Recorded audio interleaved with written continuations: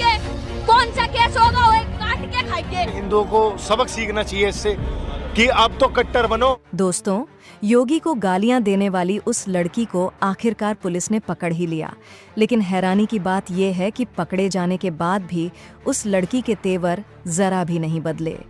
वो डंके की चोट पर बोली, गाय खाऊंगी और बार बार खाऊंगी। उसका यह बयान सुनकर लोग सकते में आ गए। किसी ने सोचा नहीं था कि एक लड़की जो वीडियो बनाकर सोशल मीडिया पर अपनी बात कह रही थी, उसकी बातें पूरे शहर में आग लगा देंगी। वो कुछ सेकंड का वीडियो था। सड़क पर खड़ी एक लड़की कैमरे के सामने तीखी बातें कर रही थी, शब्द ऐसे जो सीधे धर्म और राजनीति के बीच आकर खड़े हो गए।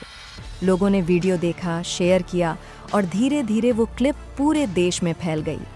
हर मोबाइल स्क्रीन पर वही चेहरा था, वही आवाज, गाय खाऊंगी, बार बार खाऊंगी।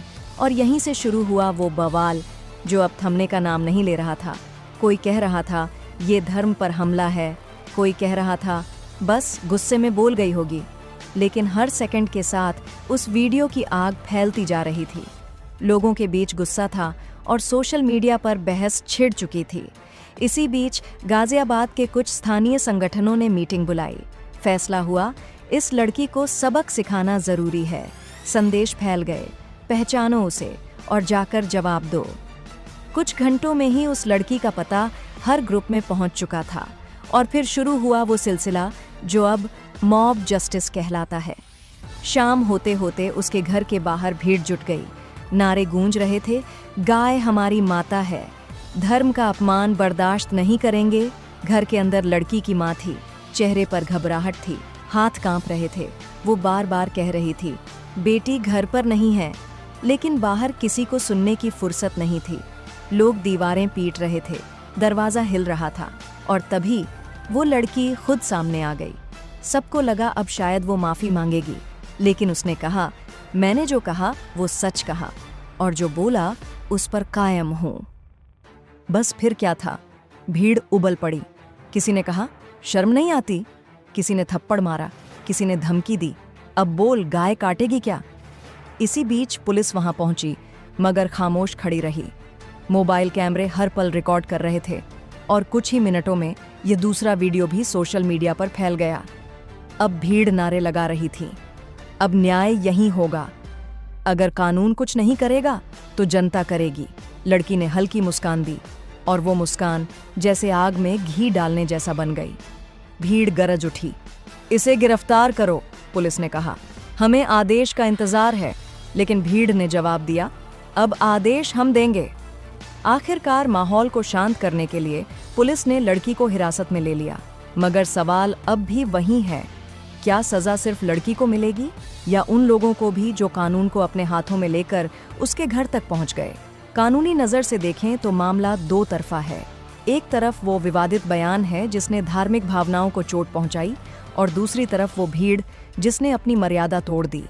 आईपीसी की कई धाराएं, बलवा, धमकी देना और शांति भंग करना, इन सभी के तहत भीड़ पर भी कार्रवाई हो सकती है।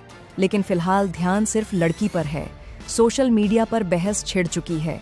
कहीं लोग लड़की को सजा देने की मांग कर रहे हैं तो कहीं लोग कह रहे हैं भीड़ का यह रवैया लोकतंत्र के खिलाफ है। कई पत्रकारों ने लिखा, अगर हर बार भीड़ सजा तय करेगी तो अदालतों का क्या काम रह जाएगा। कई लोग बोले, भले ही लड़की गलत थी लेकिन न्याय भीड़ के हाथ में नहीं होना चाहिए। दोस्तों, सोचिए, अगर किसी दिन ऐसी भीड़ आपके घर आ जाए तो आप क्या करेंगे? क्या हमें कानून पर भरोसा रखना चाहिए या अपने गुस्से को ही न्याय मान लेना चाहिए? उस दिन के बाद से उस घर की खिड़कियां बंद हैं। लड़की के माँ बाप अब घर से बाहर नहीं निकलते। माँ बार बार कहती हैं, बेटी से गलती हो गई थी, पर इतनी बड़ी नहीं कि लोग घर तक आ जाएं। गांव वाले अब फुसफुसाते हैं, वही है जिसकी बेटी ने कहा था। और वो बूढ़ी माँ अब हर दिन सोचती है, काश उस दिन पुलिस ने सख्त कदम उठाया होता।